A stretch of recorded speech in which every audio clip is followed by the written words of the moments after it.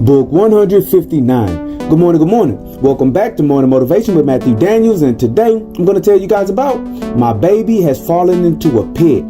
That's right, my baby has fallen into a pit. But what is Matthew Daniels talking about? A long time ago, a man was sitting in the field crying. This man, who was one of my ancestors no less, was very depressed. Since he was young, he had bad luck, and all things that could go wrong did in fact go wrong. He had suffered so much in life that life itself no longer seemed worth living. As this man sat sulking over his lot in life, two elders, a man and a woman, came rushing towards him. Help us, the old woman cried out. My baby has fallen into a pit. The two elders told the man that their baby had fallen into a pit, and they were both too old and feeble to climb in to save him. They then told the man that they would give him anything his heart desired if he would face the dangers of climbing down into the pit to save the child. The only thing I have need of is my desire to live again, the man said. This no man can give me. However, I do not wish that your baby perishes in the pit, so I will go and retrieve him. If I die while trying to save the child, no one on earth will miss me anyway. The depressed man then followed them to the pit and tied a rope around his waist. He then secured the rope to a large tree and began to heroically descend into the pit. Within the pit, it was dark, and the walls were full of jagged rocks that cut his clothes and scratched his feet and hands.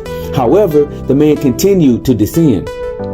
A part of the man wished he would die in the pit, but another part of him wished to save the child. After slowly descending into the treacherous pit, the man could hear the baby crying off in the distance.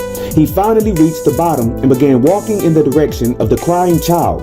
Finding him, the man picked the baby up gently and carefully climbed out of the pit, holding him in his arms. The two elders cried out in joy when they saw the man ascend with their baby.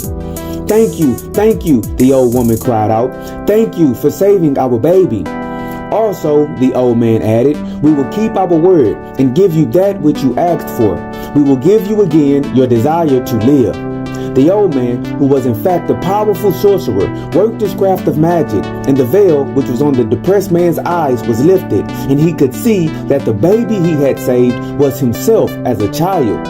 In the pit was no pit at all, but his very own heart. What is happening? The depressed man asked, confused. What form of magic is this?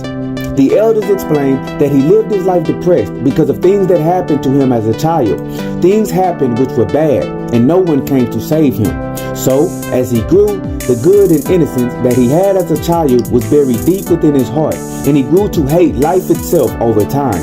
The only way for him to want to live again, he had to go and find that small child which he had buried so long ago and save him from the dark pit. When the depressed man heard this and he looked upon the innocent child, his depression left him and he once again found joy in life. And so, the morning motivation of today is, my baby has fallen into a pit.